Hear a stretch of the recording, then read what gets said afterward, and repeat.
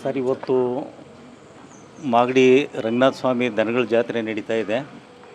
ಈ ಜಾತ್ರೆ ಪ್ರಯುಕ್ತ ಸಮಾಜ ಸೇವಕರಾದ ಶ್ರೀ ಕೆ ಭಾಗೇಗೌಡರು ಕಳೆದ 14 ವರ್ಷಗಳಿಂದ ಈ ಜಾತ್ರೆಗೆ ಬರ್ತಕ್ಕಂಥ ಈ ರಾಜ್ಯದ ವಿವಿಧ ಭಾಗಗಳಿಂದ ಬರ್ತಕ್ಕಂಥ ರೈತರಿಗೆ ತಾವು ಸ್ವಂತ ಹಣದಿಂದ ತೆರಿಗೆ ಹಣವನ್ನು, ಸುಂಕದ ಹಣವನ್ನು ಸರ್ಕಾರಕ್ಕೆ ಕಟ್ತಾಯಿದ್ರು.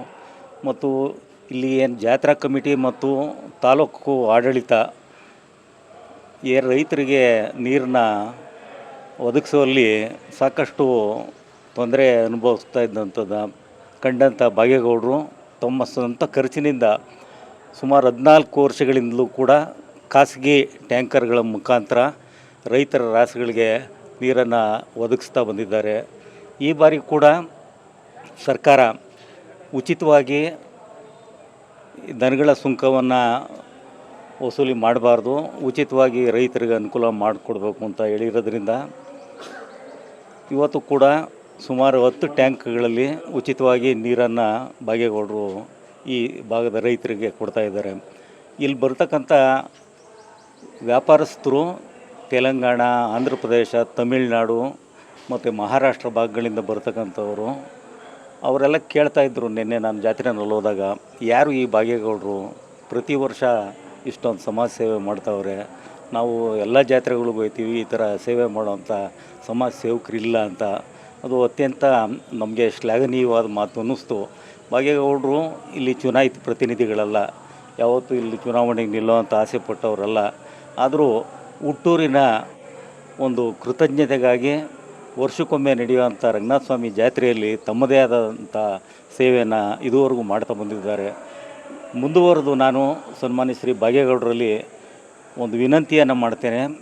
ಇವತ್ತು ನಮ್ಮ ಮಾಗಡಿ ತಾಲೂಕು ವ್ಯವಸಾಯೋತ್ಪನ್ನ ಸಹಕಾರ ಸಂಘದವರು ಇವತ್ತು ಬರ್ತಕ್ಕಂಥ ರೈತರಿಗೆ ಉಚಿತವಾಗಿ 3 ದಿನಗಳ ಅನ್ನದಾಸೋಹವನ್ನು ನಮ್ಮ TIPCMS ಕಟ್ಟಡದಲ್ಲಿ ಮಾಡ್ತಾವ್ರೆ.